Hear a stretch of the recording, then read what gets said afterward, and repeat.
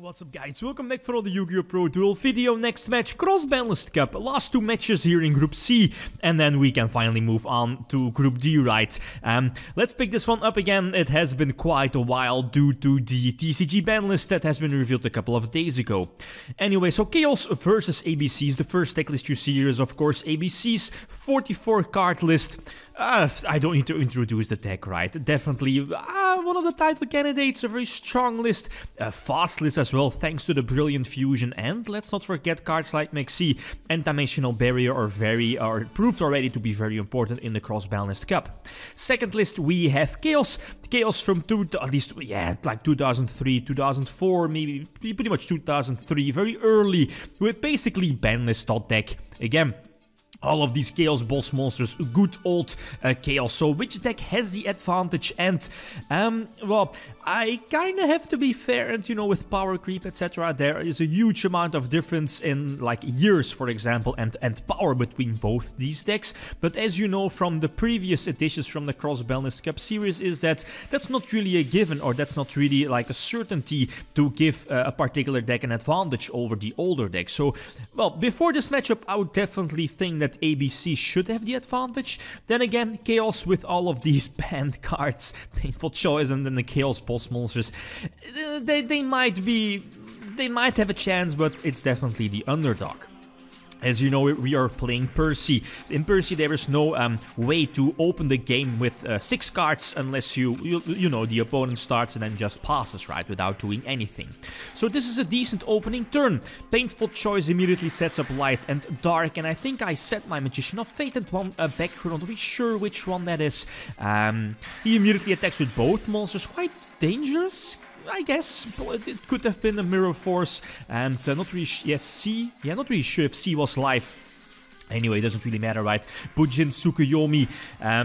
But yeah, most importantly is getting his ABC Dragon Buster out. And if I would have had something like Dark Hole or Raigeki, that would not have been that big of a deal. But I make a small mistake. It's like, with this deck, because you're making multiple Chaos monsters, and that's very much different compared to, let's say, Thunder now, is that it's so easy to get Light and Darks in your graveyard in like 2019. But back then, a card like Thunder Dragon could immediately get at least 2 lights in your graveyard if you just, you know, send one to the graveyard, search one, send that one to the graveyard, and search your last copy. And if I had done that, I could have gotten like 2 BLS on the field, but I don't think it would have mattered that much, especially, you know, because of Daigusto, ABC Dragon Buster, and the potential, the potential rank 4 Exceed play. So again, he has so many options, and I needed that 6th sense here, but nope, sadly not. A Mill 2. And the Breaker previously would have been solid as well if I had that second BLS. So, but again, I don't think it would have mattered too much. He had the Exceed Access, so, and also a Dragon Buster during his turn as well. So again, I don't think it would have mattered too much. Game number 2 is where Chaos again gets to start. Right off the bat, I see the Sinister Serpent and Graceful Charity.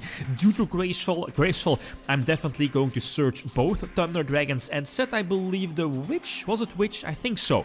Flip over the good old Imperial Order, pre-errata by the way, so now I can choose to not to pay or not pay, and immediately activate Painful Choice and go for the Yatta Lock, I guess. Use Emperor's Effect, search with Witch of the Black Forest. I still have my normal summon left, and my opponent doesn't have, you know, A, B, and C in his graveyard, so there is no option. He has to skip his draw phase now, so this GG, the Yatta Lock coming through.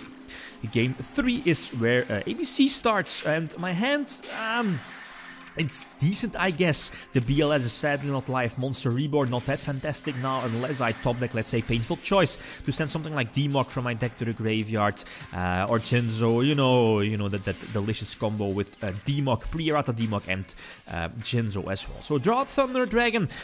Again, due to the Mirage of Nightmare, I'm not going to get 2 in my hand, but going for Metamorphosis, but it's not going to matter. His opening hand was just too good, making the Dweller. Dweller is decent. excellent against Chaos.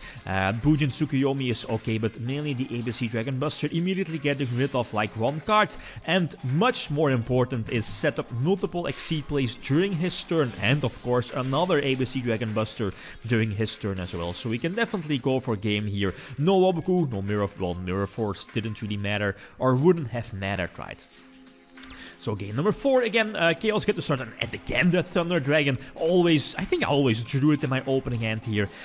So immediately Delinquent Duo, rip 2 cards from my opponent's hands, and he discards the Maxi, and I opt to go for Dark Baltar. Dark Baltar again negates normal spells, that includes cards like Terraforming and the Mass Disruption. Not really sure how many normal spells the ABC deck is running, but I believe it was one of the better ones, right? Like that first turn Dark Baltar. Just in case of like Terraforming, for example. And of course, due to the pre-errata crush card, I can get free information about my opponent's hands. And yeah, Dark Baltar, there aren't really any ways to metamorph first turn, maybe 1000 Eyes Restrict, but yeah, Magical Scientist would just be the excellent target here, and other level 5s aren't really that fantastic, especially first turn. So Dark Baltar could also negate an ABC monster when it destroys it by battle, so that was definitely the superior choice.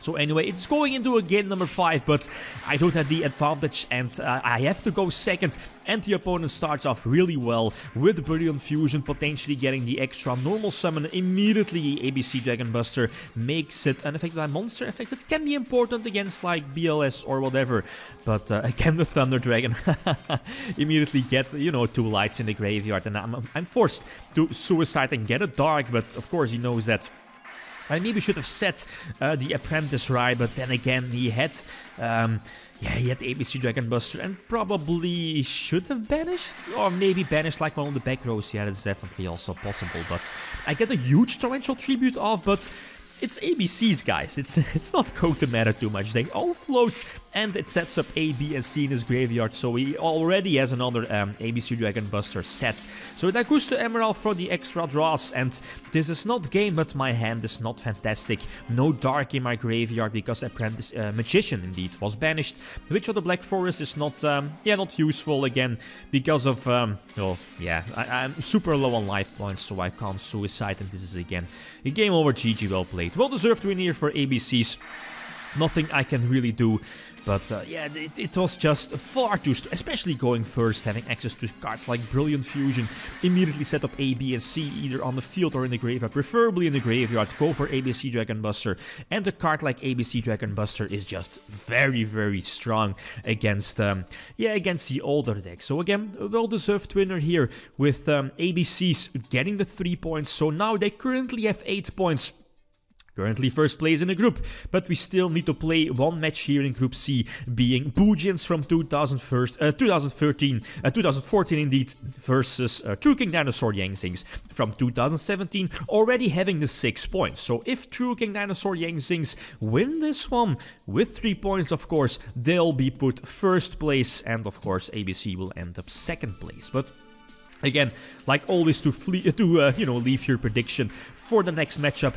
Top right corner, the eye symbol, and or like a comment down below. An extra duel again to prevent spoilers. This is a good opening hand, immediately using Demog to get a search or to get something, from my graveyard back to my hand. And the Mystical Space Typhoon was a bit iffy, but a set Pot of Greed, this game doesn't really matter, right? But due to the Mirage of Nightmare, getting the 3 draws during my opponent's turn, and I knew I had to sacrifice a Typhoon here on his field spell, most importantly to prevent the ABC Dragon Buster from coming out, decrease the chances at least, and somewhat risk the chance, because, Mirage of Nightmare will still be face up on my side of the field, to discard 3 cards, right? You have to discard at random the same amount of cards you just drew off of Mirage of Nightmare. So, discard 3 cards, but the 2 Chaos Boss monsters survive, flip over the Snatch Steal, and now I can just easily attack for a game with all of these boss monsters. So, okay,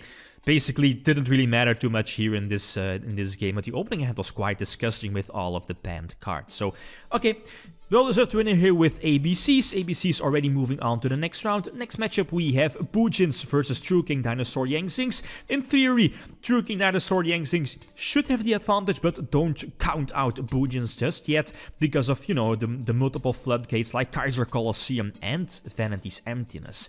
Two very strong cards here in the Cross-Banlist Cup. Okay, guys, that's it. Thanks for watching and feel free to leave a comment or like if you enjoyed the video. Lithium signing out. Peace.